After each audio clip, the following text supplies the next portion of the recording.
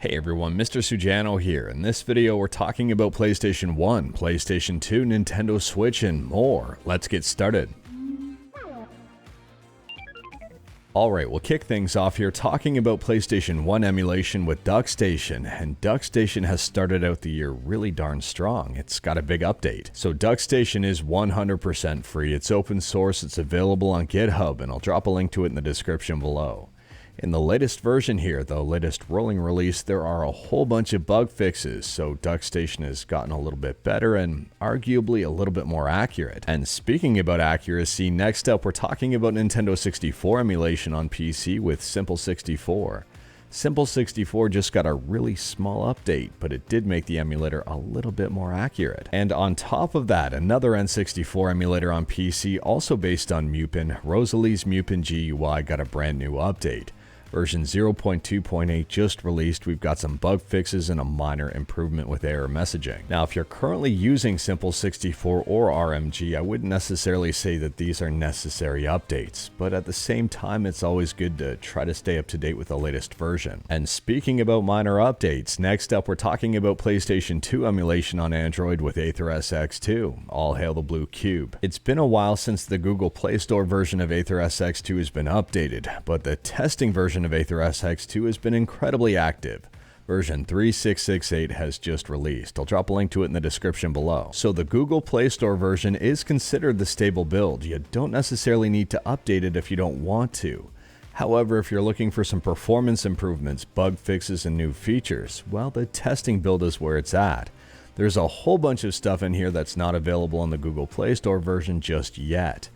And the brand new line here, if you're currently using the testing build, is the bottom one, separate VU0 and VU1 round clamp modes. And speaking about testing builds, next up we're talking about Nintendo Switch emulation on Android with Skyline. The paid early access testing build of Skyline Edge, just got a brand new release. Skyline Edge version 22 literally released right at the end of the year, which is perfectly fitting considering Skyline Edge 23, whenever that one comes out, will be the first release of 2023. Team Sonic Racing is up and running at a stable 30 frames per second and arguably playable. Shin Megami Tensei 5 is in-game. There are a whole bunch of rendering issues going on, but this is a big improvement. Astral Chain is running close to 30 frames per second and looking good. This game doesn't look good, but it is up and running. There are some rendering issues and crashing, but Burnout Paradise is running between 58 to 60 frames per second. Rocket League is up and running, and this is not Rocket League Sideswipe. Totally not a Breath of the Wild ripoff, Oceanhorn 2 is up and running and in-game. Although there are some rendering issues here, someone was able to play Diablo 3 for 1 hour at around 50 frames per second without crashing. Dragon Ball FighterZ has a whole bunch of rendering issues, but at least it's getting in-game now and actually running. This is impressive. Dragon Ball Z Kakarot is in-game. Dragon Quest XI is now booting. Luigi's Mansion is booting. Yoshi's Crafted World is booting. And Borderlands 1 is in-game. Moving on, and this is more of a heads up than anything, but Pretendo, the free and open source replacement for Wii U and 3DS servers, has ended its beta.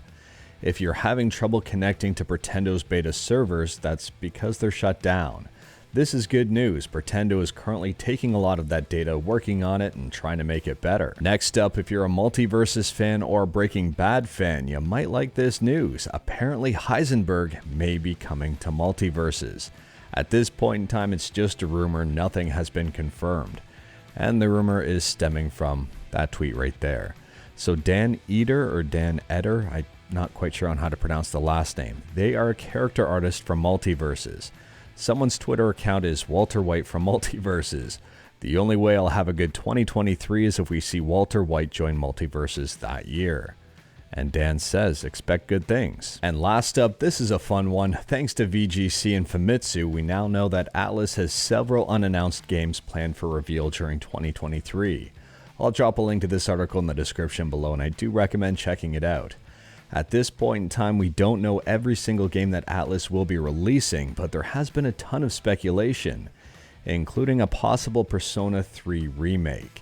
Let me know your thoughts about this in the comments below, and let me know what games you want to see from Atlus in the comments below. But anyways, that is all I've got for you in this one. Straight to the point, all stuff and no fluff.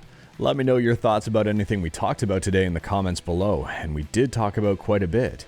If you like this video, leave a like. If you didn't like this video, leave a like. Hit that subscribe button, check out my other videos, don't tempt fate, save your state.